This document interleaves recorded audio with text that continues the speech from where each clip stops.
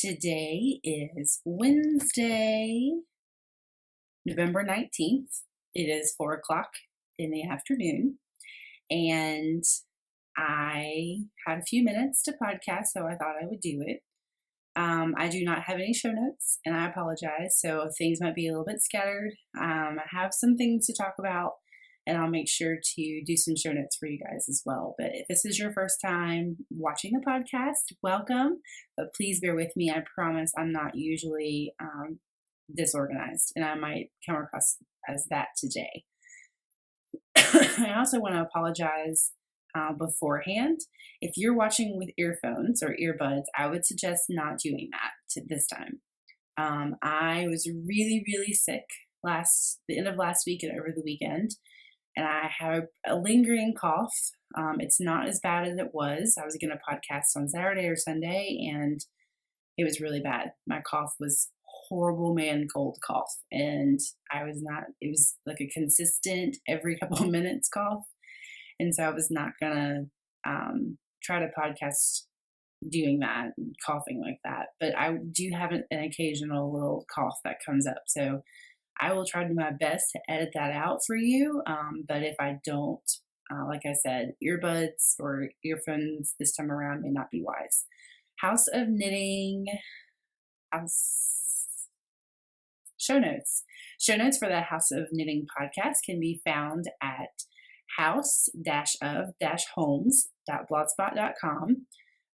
You can click on, there's like a separate page that takes you to the episodes, and then you can click on the episode link and it will take you to the show notes. Let's see. I am Mama Holmes. Did I say that? Mama Holmes on Ravelry, Mama Holmes NC on Instagram, and the Mrs. K Holmes on Twitter. Yes. And we have a Ravelry group on Ravelry, House of Knitting podcast. You can just search that in the groups tab. We have about 50 members. And so I'm excited. I try not to compare myself to other shows. Does anybody else do that? There are a couple podcasts that have started recently, and they just know a lot of people. So they have a lot of members in their group. And so I try not to worry about that. I do love the community that we have over on the Ravelry group. So if you would please go over and join the group. We do have a cowl going on called the Housewarming Cowl. There are details in the group. There are prizes. It's chatter based. So there's a thread there that you have to have an initial post that talks about the project. Whips are welcome. So it talks about the project that you're knitting, and you just chat away. And the more you chat, the more chance you have of winning. But you do have to have that initial post with a picture of your project that you're working on. Okay? Let's see if there's anything else. There are big things happening. I am working really hard today, especially. I've been working to get the feed up and running so that I can submit the feed to iTunes. I thought I had it working out, and then I tried, and it said that the feed didn't have it had difficulty downloading episodes, and it's because I didn't update or upload episodes correctly. So I'm working on that now. So I will be on iTunes, I hope, by the next time I podcast. Really, I hope actually by next week to be on iTunes officially. Excuse me. So that's happening. Yeah, there's just some things happening. My husband's about to walk through the door, so you'll hear that key. Hi, hon. Hi. So let's see. There are no upcoming events, but I did have a past event that I want to talk about. I went to the Carolina Fiber Frolic with Jan Smiley. She's Jan Smiley on Instagram. She has an Etsy store of project bags called Jan B. Smiley. But I went to the Carolina Fiber Frolic in Sapphire, North Carolina a couple weeks ago, or last weekend, or a couple weeks ago. It was like the second week of November, and had a great time. Got to hang out with a lot of people, meet a lot of new faces, and make new friends. And some of us had gotten together a couple times before, and really, it was such a small retreat that it was really easy just to sit and chat and talk, and it was great. I was definitely, I'm switching to see if it, there it goes. I was definitely on a hangover when I got back, just a letdown of being around people and spinning and knitting all weekend and sitting in front of a nice cozy fireplace, and it was just it was a good time. It is a it's a retreat that I will return to for sure. I'm actually thinking that that will be the retreat that I do next fall, if I can. I'm also thinking she has a spring retreat that has that has a lot of classes. This one was more just, it was no classes. It was simply retreating. And so the one in the spring has a lot of classes. It's March 20th through the 22nd, I believe, are the dates. We usually check in like the day before. Well, we did this time. We don't usually, I guess that's what they usually do, but I checked in on Thursday evening, and then the retreat actually started Friday morning. Some people didn't get there until Friday afternoon. It's kind of just really laid back. But there will be classes in the spring Frolic. And so we were talking about that today in our group message about who's going to be there. And we're looking at some cabins and things like that in the area. So if you have any hookups in the Sapphire, North Carolina area, and you would like to possibly donate your cabin, your vacation home to a bunch of knitters, we will take very good care of it. So yeah, but it was a great retreat. And I'm so glad that I went. And thank you to Faith, who is there in solo. She's a really good friend of mine, or becoming a really good friend of mine. She drove me, so I got to knit. And just, I had a really busy week leading up to that. My son had gotten really sick, and we had been in the emergency room and doctor's office and all that stuff. And I had a huge paper that was late that I was working to turn in before we left. And so really, she just let me sit in the passenger seat on the way up and not say anything. And we talked some, but I told her, I might be a little bit quiet. I'm defragging my brain so that I can actually go and have a good time retreating. But I almost didn't go because he was so sick, and I'm glad that I did go. So it was a great retreat. Jan, you did a great job. So if you're watching the podcast because you met me at the retreat, hi, it's good to see you, and make sure you join the Ravelry group. Let's see. Like I said, I don't have show notes. So, or did I say that? I don't know. I don't have show notes because I did this very spur of the moment. My podcasting schedule has changed because I've started knitting or watching babysitting for a friend during the day. And so right now Xander's sleeping, and I'm hoping that he sleeps long enough for that so I can podcast. We'll see. Let's turn this light on. That's better. Yeah. Okay. So what I'm knitting right now is I'm knitting on my wedding orchid sock the yarn is by Dana of Unwind Yarn Company, and it's in her wedding orchid colorway on Journey sock. I don't have the details for the yarn because I don't have the ball band, but I've talked about it before, and I also have a Ravelry page, project page, you can go look at it.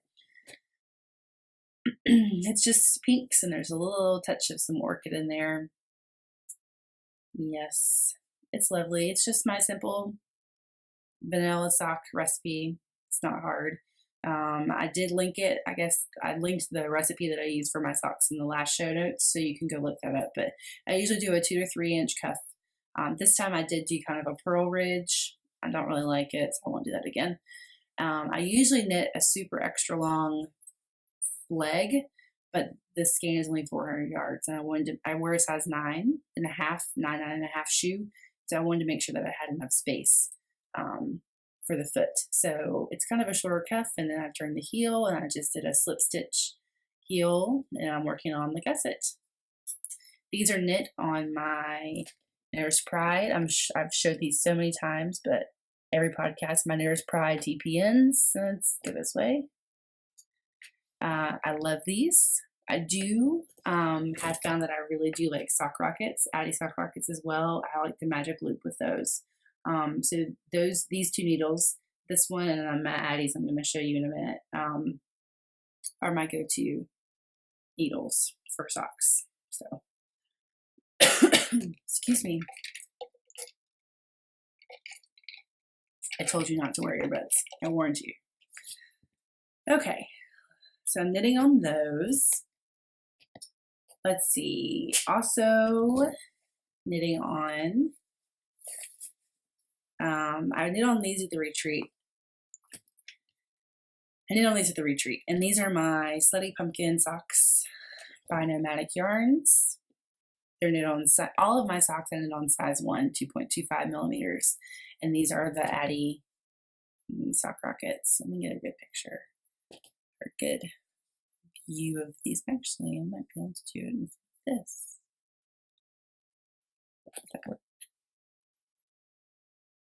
Yep, they're sharp. I love these. Janice, who is Janice Vicker, she's the second half of the Carolina Fiber Girls podcast. She knit on this sock for me while we were at the retreat, and she was raving about these needles. And she knits with the Knitter's Pride DPNs as well, the carbons. And so I was saying how I don't usually magic loop for socks, but I do enjoy these Addi sock rockets. The cord is nice and flexible. It's a 40-inch cable. I don't knit on anything for magic loop for socks on anything less than a 40-inch cable. So it's super flexible. Yeah, anyway. Nomadic Yarns, Slutty Pumpkin on her trusty sock. It's 462 yards of superwash merino and nylon base. And I love this sock. I can't wait till, this is the first one. Yes, this is the first one. I love that she goes ahead and does the everlasting gobstopper for the ball of sock yarn. Here is the tag. You've seen it before. It's a Halloween colorway. I don't know if you can get it. She has amazing holiday colorways that I made an idiot of myself in the last podcast and talked about forever. So, but I love the sock. I do. I love the yarn for sure. Let's see what else I'm knitting on. Let me get these out of my way. Oh, I have the other sock. This is the other wedding orchid sock. So I'm on the second sock. Like I said, I'm sorry if things are a little bit scatterbrained because I don't have show notes. Oh well. Let's see what else I'm knitting on. I was going to say, I took a sock and a new sweater for Xander, which I'm going to show you in a minute, to the Frolic, and I hated my knitting that weekend. So I did a lot of spinning, which you'll see in a minute. I don't know what my deal is right now. I'm kind of like putzing out. Putzing, is that a good word to use? Putzing out on my whip pile, tackling the whip pile. Oh my gosh. Let me share this. I'm sorry. I didn't do thank yous, and I have a big thank you.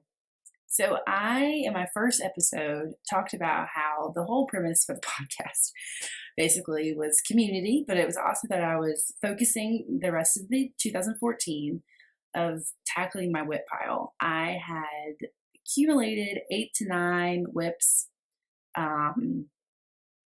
and I read this blog called My Sister Knitter, and it's by Andy. She writes it.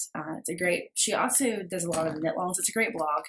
She has a lot of knit alongs, so she has a group for her blog, which I think is genius.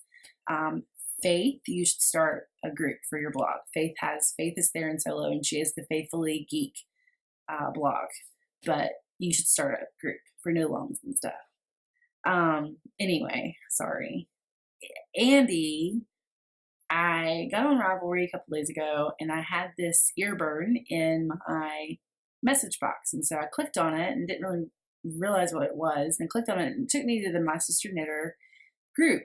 And Andy, I guess she found it this way, but she had found my podcast, my blog, through her feed of members of the group, and gave me a big shout out. And she introduced herself in my group and everything, and I just want to say you need to read the blog if you don't read it. My Sister Knitter, and I'll make sure that I link it in the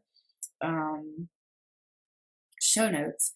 But there are a couple of blogs and podcasts that really inspired me to do what I'm doing with you right now. And this was one of them, because Andy has created this really awesome community based from her blog.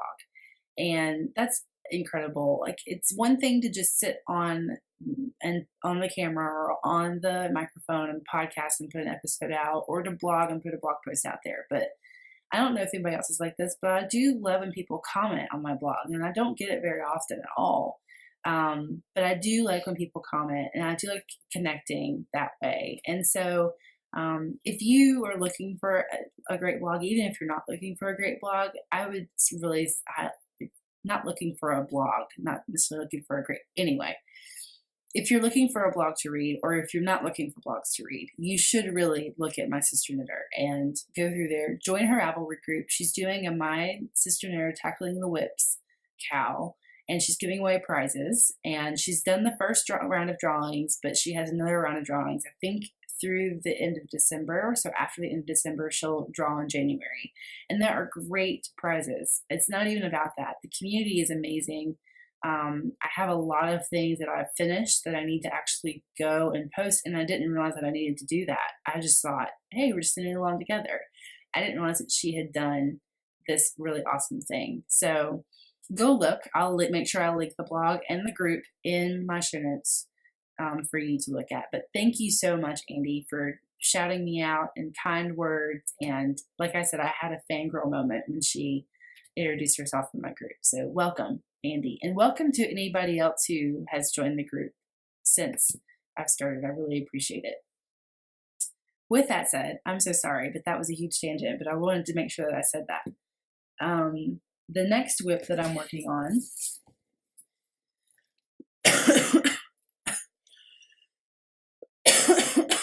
I'm so sorry. I didn't want to wait another week to get a podcast out, so you'll just have to deal with the coughing. I'll make sure I excuse myself every time I do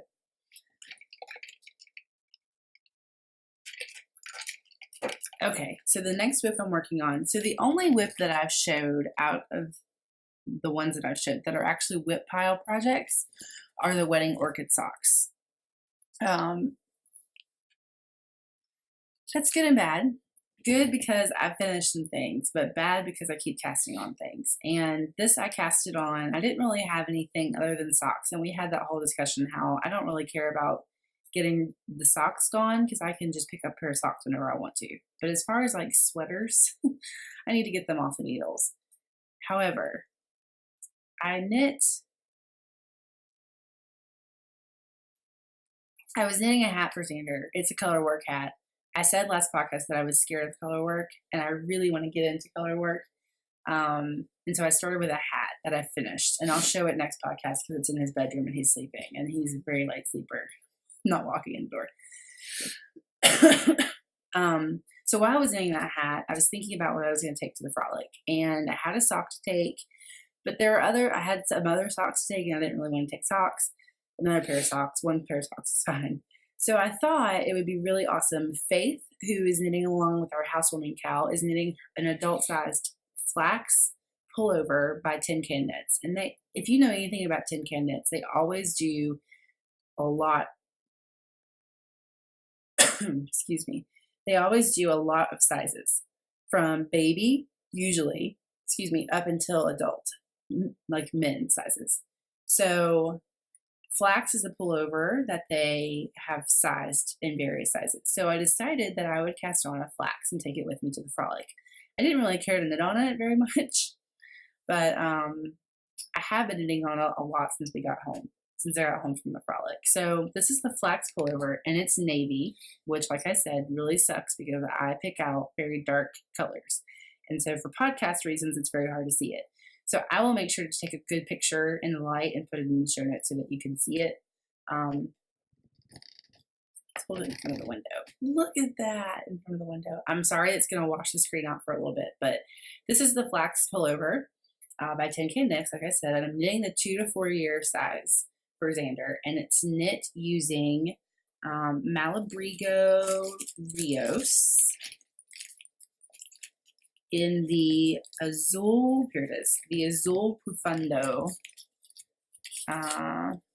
colorway, color 150 from Malabrigo. And then I also had a skein of Ravelry Red in my stash. And I decided that I would do a striped pullover for him because that would give me a little bit extra yardage. Xander's really tall, really long torso, really long legs, really long arms. He's just long. And I'm noticing that everything that I thought that I bought for him last year that I was like, oh, I could get 2 seasons out of this is not true. All of his 2T stuff, especially his shirts, are way too small. And he's 38 inches, but he's only 32 pounds. He's really lean. And he can't wear any of the 2T stuff that we bought at the end of the season last year for him to wear this year. Go figure. I didn't know. I wasn't thinking that he was gonna grow like that, but he did. And so 3T is a little bit big on him because he's not as chubby. Not chubby. He's just not as filled out as a 3-year-old is, but he's very long. So to get some extra yardage and some extra length, I added some striping at the bottom. And I just did pretty much, no, not pretty much. I just was looking and just said, oh, this will be one stripe and this will be a 1 row stripe and this will be a 2, like, so that's what I did. I'm so sorry.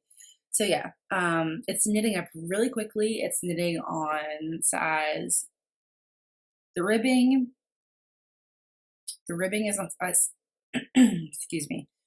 The ribbing is on size 6 needles, and then the body is knit on 8s. I think it's a little bit, I don't remember if I did the needle size different. Usually I'm a looser knitter, so usually I go down at least a needle size, but I think for this one I just didn't care because, I was getting a good gauge and I didn't really care as far as Xander was concerned because I knew this number 1 was going to stretch a little bit because it's Rios, and number 2, he's a kid. Like, it's not really going to matter. So I was knitting on this at the retreat a little bit, and some people were asking what I was knitting, and one lady did tell me that she knit a whole sweater in Rios and had a really bad experience with it. She did machine wash it, though, I believe. And she had some horrible stretching and some horrible pilling. I do not machine wash knits. I don't. And I don't mind soaking or hand washing one of his sweaters. It doesn't bother me. So anyway, with that said, to say all that, I love it. It's turning out great.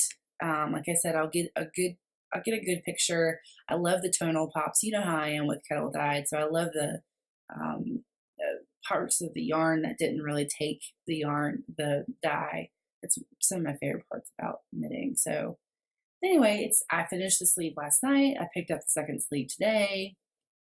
It should be done by the next time I podcast, and you'll be able to wear it. And I'm really excited about that. So, and it got really cold here. That's one reason why I cast it on, because it got super cold here really fast.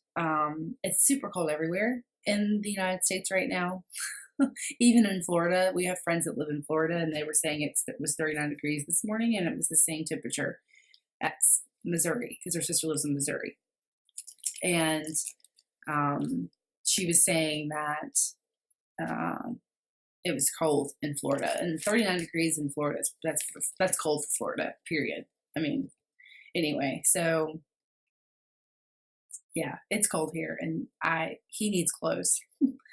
And I did give him some clothes last weekend. I just ran out and got him some things, but I wanted to knit him a sweater because he has a sweater that I knit last year. I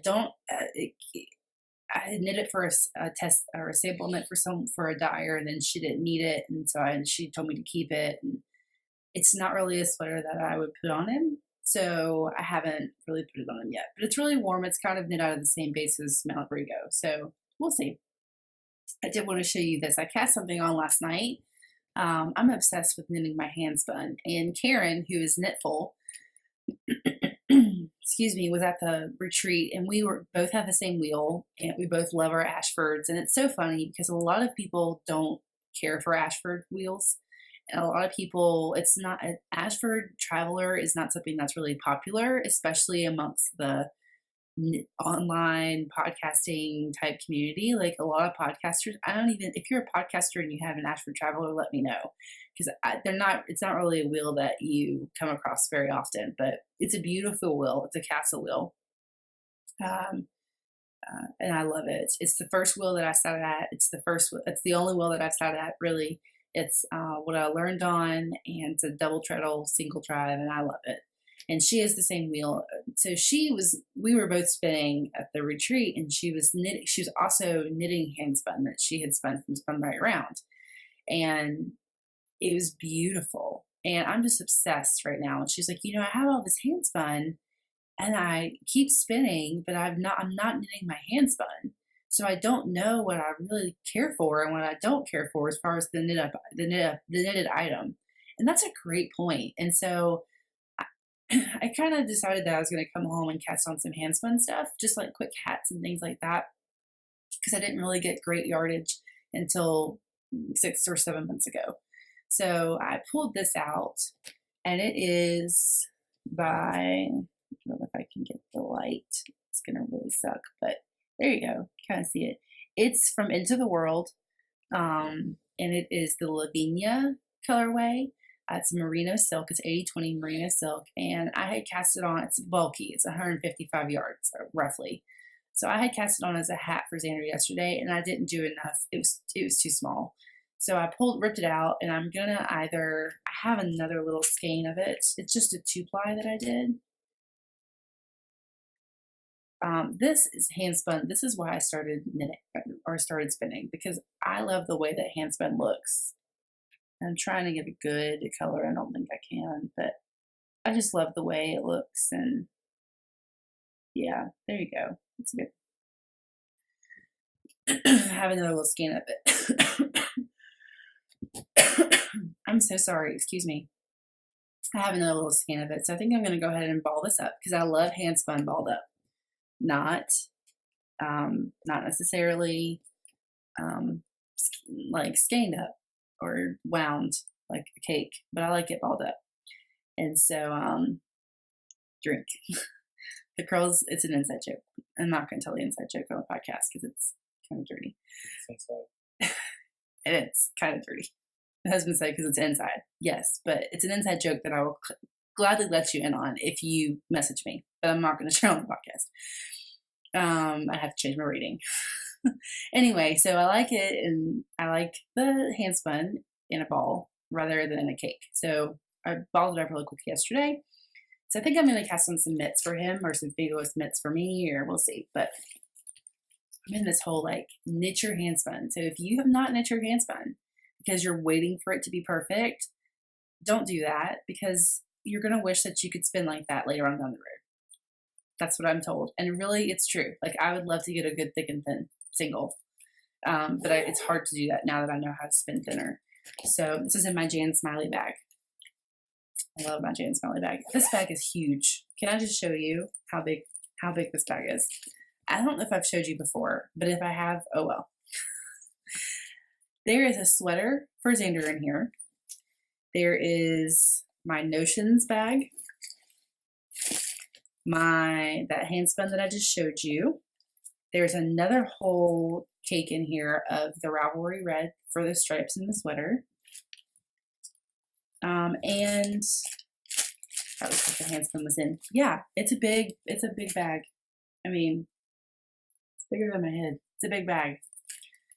Go get you a Jan Smiley bag. She had this denim bag. She had gone to, I guess, the thrift store and bought like a skirt. And it had these pockets in the front. And so she had bought the skirt with the intent of making a bag. And she had it at the Frolic, and I missed it.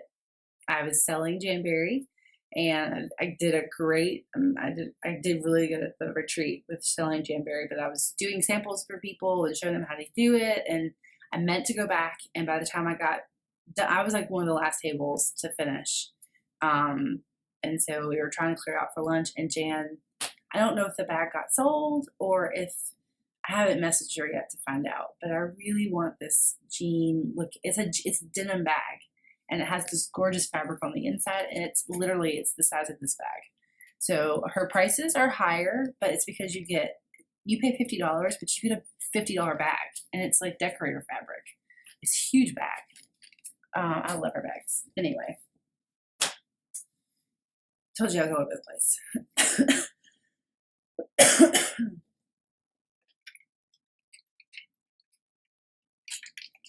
I'm so sorry. Let's see. What I had kind of casted on before I left. This is my last whip, other than my spinning whip, but what I had casted on before I left, and it didn't really make it. So the last time we talked, I kind of shared some projects that I was thinking about casting on for the cowl, because it was my cowl, and I felt like even though I was going to be knitting whips, as well, like I wanted to cast on something really special. So this is the wee beginning of the Whispering Pine Shawl by, it's too dark, it's a teal. Whispering Pine Shawl by Molly of A Homespun House. My ball winder is, I have a royal ball winder, and I have a, I want to say I have a Standcraft.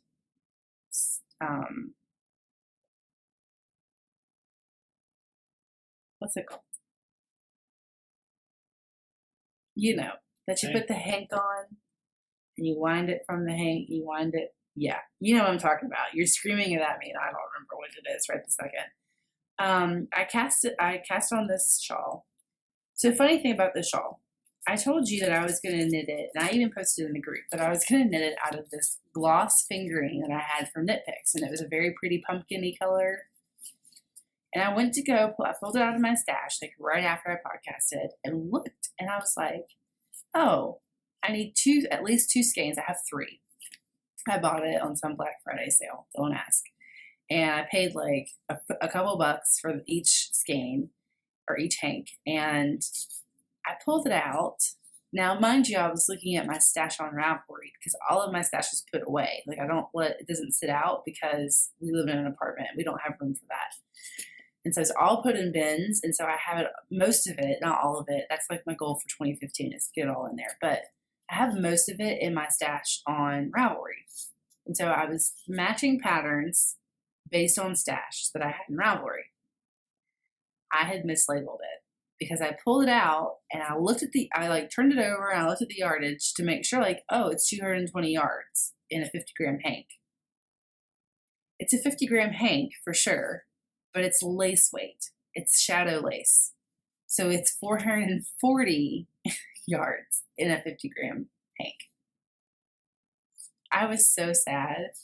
I even thought about holding it double to holding like the skein, because I have enough. I have like 800 and 440. No, that's a lie. I have like 1,300 yards. I have 440. I have 3 skeins of 440.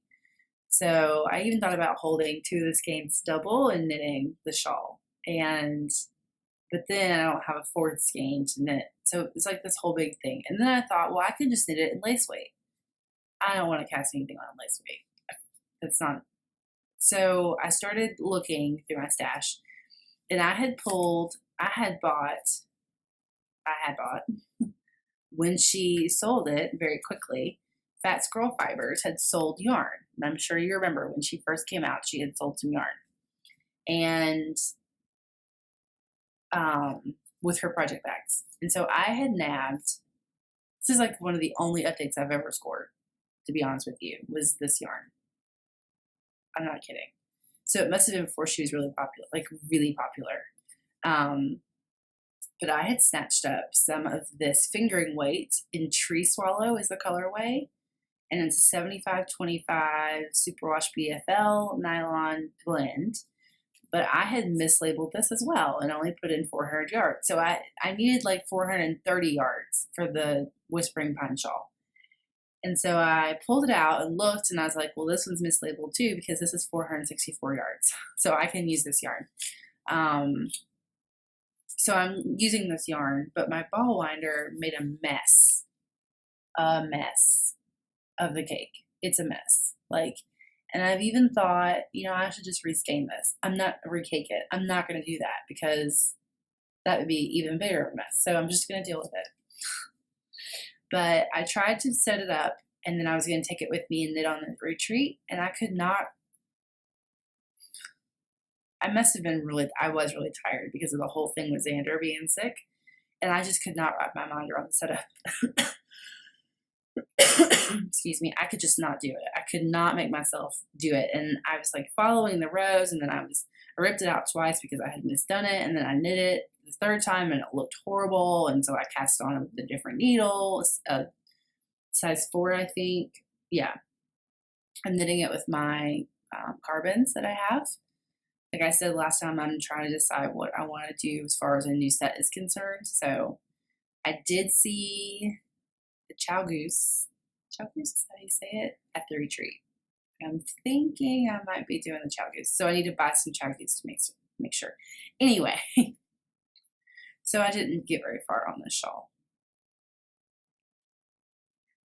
But someone posted on Instagram their finished object. This Handmade Life, I think, is who it is. And I'll try to find our project and link it. But she posted the finished shawl on Instagram, and it made me want to pick it up again and knit it. I just don't have the brain space right now to knit it, like that I can really pay attention. Like I don't really feel like paying attention to a pattern. I knit on my Magrathea, but not enough for you to tell I knit on it, so I didn't pull it out. And it's really easy because it's just that like end of the row lace repeat. But this is a triangular shawl, and I just don't feel like dealing with the reading the rows and the chart. I'm lazy. We established that last time. I'm a lazy knitter. And I clearly knit for the product, not for the process. We talked about that at the frolic too. Anyway, I didn't get very far on that shawl. Spinning whips. I did do some spinning. I did a lot of spinning at the frolic. A lot. I finished the bat that I was spinning from Hobbledehoy, the sampler bat. It's probably about an ounce. And I picked up, when I went to the Natty Greens knit-in a while ago, and we ventured down to Gate City in Greensboro, I bought another bat that's got similar colors. So I'm gonna like add it into the plying and give like a different effect to the finished yarn from that second bat that I bought. So that's sitting on a bobbin. I don't know when I'll spin the bat. I'm not really there right now. I have another project coming up that I'm going to talk about. So spinning whips, I finished the Hobbledehoy while I was at the frolic, and it was just a real quick, like 1-2 punch, and it was done because I had very little left. And I decided I had packed some Spin Monkeys Rambouillet to spin. I don't have the tag, so I'm sorry. But this is Spin Monkeys Rambouillet in patina. And I'll do it this way. It's really pretty. If you can't tell, it's a little showing up a little bit darker on the podcast or on the screen than it actually is. But it's a light blue. It's kind of like rust colors. That's what patina is, right? So it's a light blue to like a almost like gold to like a pretty autumn orange with some dark blue in there as well. And I'm sorry, I'm trying to get number one. Let's come this way. That's a good shot.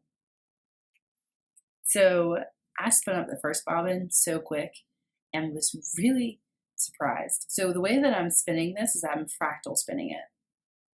So I've never done a fractal spin before. So to fractal spin, you take the braid and you split it long ways in half. Split it in half long ways. That's how you say it. And then you take one of those halves and then you split it again. And then you spin it. So you spin so you have 3 parts. So you have a larger part that you didn't split, and then you have the second half that you did split. Does that make sense? So the way that I spun it was I spun half of the first, and then the whole of the second, for the first bobbin. And then the second bobbin, I spun the second half of the first and then the third strip. Does that make sense? I'll link like some information about fractal spinning. If you're really interested in playing with color and playing with different ways to spin up braids, Sweet Georgia Yarn, Felicia Lowe, has a Craftsy class that's really devoted to color. And I talked about it before. I'll make sure that I'll link it for you. Craftsy has also added another class by JC Boggs, which I want to get. I heard that Craftsy was moving more towards a beginner base. Like they're going to be giving a lot of beginner courses. And then Interweave is coming up with, I don't know if they have already, but they're coming up with a class type site as well. And it's going to be geared towards like enhancing skills, advancing your skills.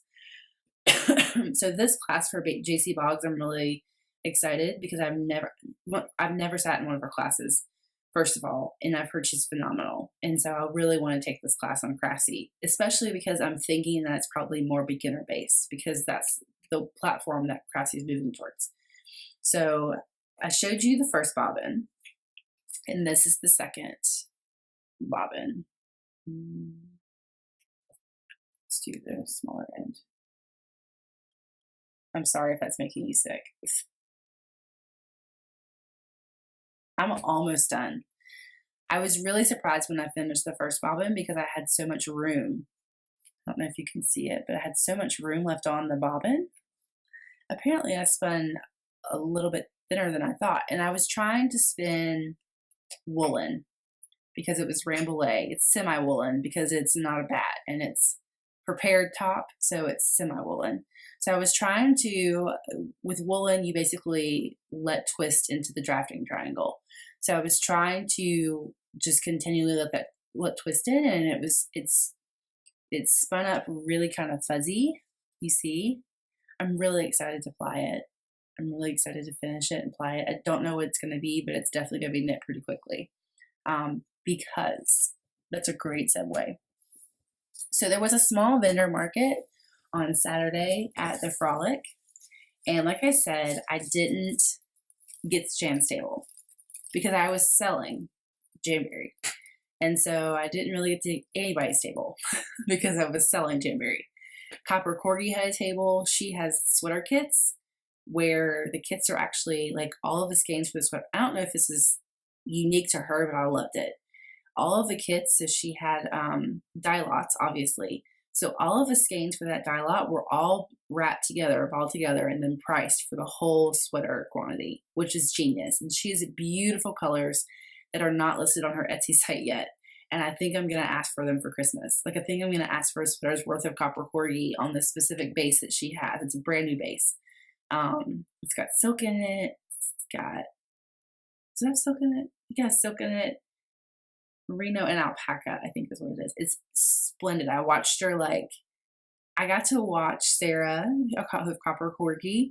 I got to watch her like skein up her yarn, like after it's been dyed and she's removing all the tags and like removing all of the ties.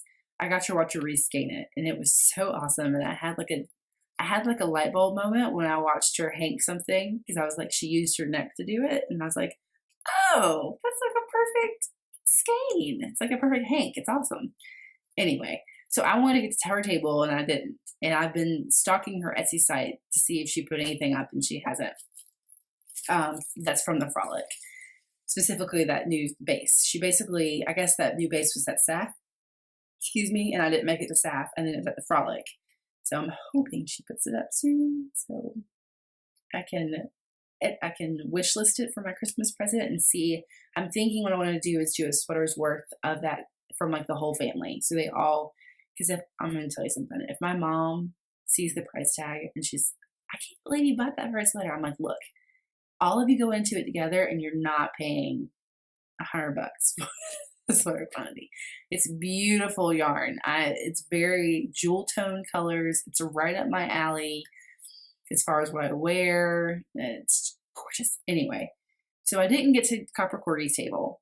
So I finished like cleaning up and we had lunch and I go to sit down next to Karen and we're spinning on our wheels and she's like, I was like, so what did you get? And she said, I bought a sweater quantity of Rambouillet to spin.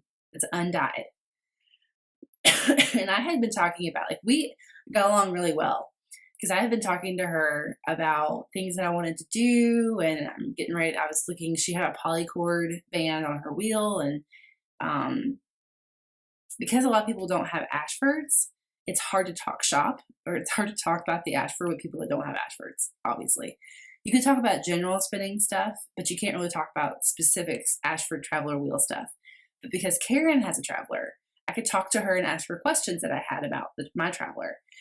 And so I was saying that I was learning, I was experimenting with the different ratios, but it's really annoying because on the Ashford, you have to like undo the drive band and then retie it to fit the ratio. And I hate that. And she was sharing how but I said I found something about polycord and she actually had polycord on her wheel. So I'll link that in the show notes so you can see what it is. But she sat down and she was like, did you see that Rambouillet? And I was like, no. And she goes, I bought undyed Rambouillet for $10 a braid. $10 a braid. So $40 for a sweater's quantity. And I had been talking with her about how I wanted that to be my next goal, that I really wanted to spin a sweater's quantity of yarn. And she enabled me. She was like, the girl is right there. Our friend Serena, who's Peruvian Moose Wool on Instagram, had bought bats from her. And she ended up going out and buying more bats to spin a sweater's worth. And all I was interested in was the undyed Rambouillet. That's all I wanted. So I bought 4. I'm taking them all out because they've been sitting by my bed. I have like this little basket that has stuff to like be photographed to be stashed and stuff that I've purchased recently that I want to cast on, and stuff that I haven't put in my bins yet. So I bought a sweater's quantity of Rambouillet to spin. I'm so excited. First of all, Rambouillet is very soft. It's like on the same. I was rewatching the Know Your Wool class to get a better idea of where it falls, but it falls in the same category as merino. It's very soft, just like merino, which I love. I love to spin merino. It's a fine wool, I believe. I could be wrong. But I'm watching Know Your Wool is by Deb Robeson, and she's the one that wrote the Fleece and Fiber Source book, and she has a free mini class on Craftsy. And I've watched it one time, and it was like really when I was getting into spinning. And so now that I've been spinning for a while and I've tried different breeds, I want to go in. It's not a spinning class. It's a Know Your Wool class. It's great if you're it's great for you if you do any kind of fiber art. So if you spin, if you knit, crochet, it just opens up your eyes to all the opportunities that there are for yarn, and kind of like what fiber makes good thing, like what specific things, not good things, but this fiber makes this and this fiber makes this and that kind of thing. And it's just really interesting. So she was talking about Rambouillet and I was so excited that I had bought some. But so I went back to that class and I'm rewatching it to kind of have an idea. And she talks about matching your yarn to projects and what to think about when you're taking like a breed specific wool and you're matching it. And so that's one reason why I am watching it, so I can match it. But this is the Rambouillet.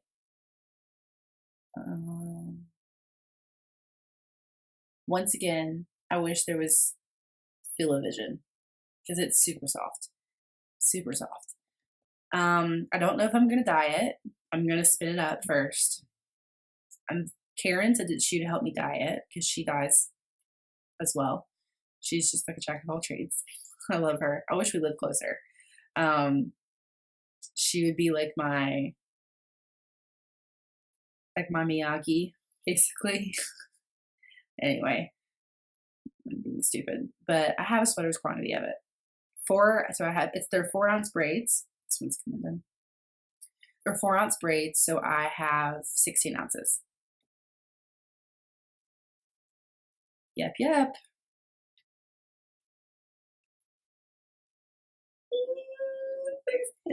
It's kind of like a really awesome feeling because the reason I decided that I wanted to spin a sweater's worth is because I follow Jan Smiley, who runs the Fiber Frolic retreats. I follow her, and she's done hand spun sweaters, and so that's kind of where I was going. And so it was really awesome, like almost like nostalgic, to be at her retreat, which is where I got inspired, and then to buy this Randall. So I paid $40 for a sweater's worth of Randall. It's pretty awesome. So yes, that was a stash enhancement. I don't know who I bought it from. Her name was Kristen Nicholas. Not the Kristen Nicholas that you're thinking of. Not that I know of. She could be. I don't know. She could be. That'd be so stupid if I did that.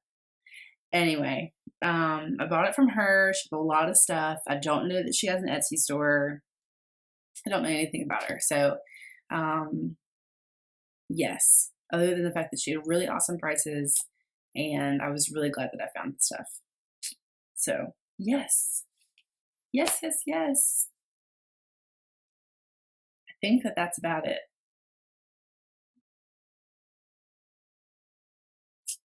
I will say this because people might ask, I'm wearing my monster cowl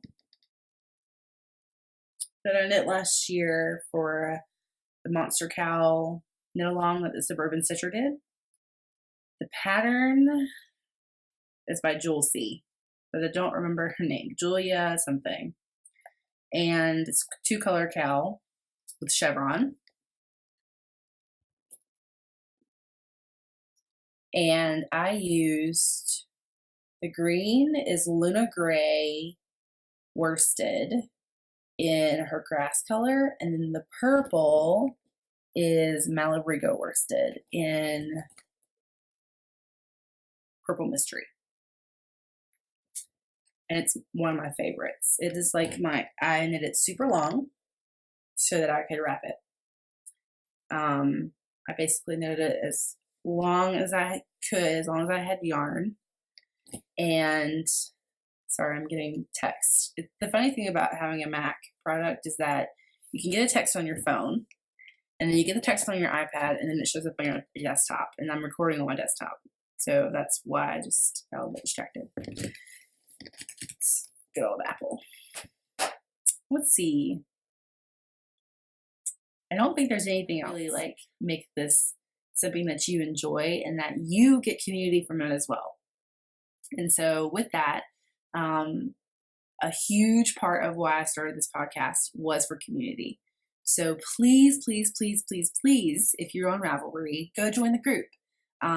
There's a couple of the housewarming cowl chatter thread is really like, it's picked up.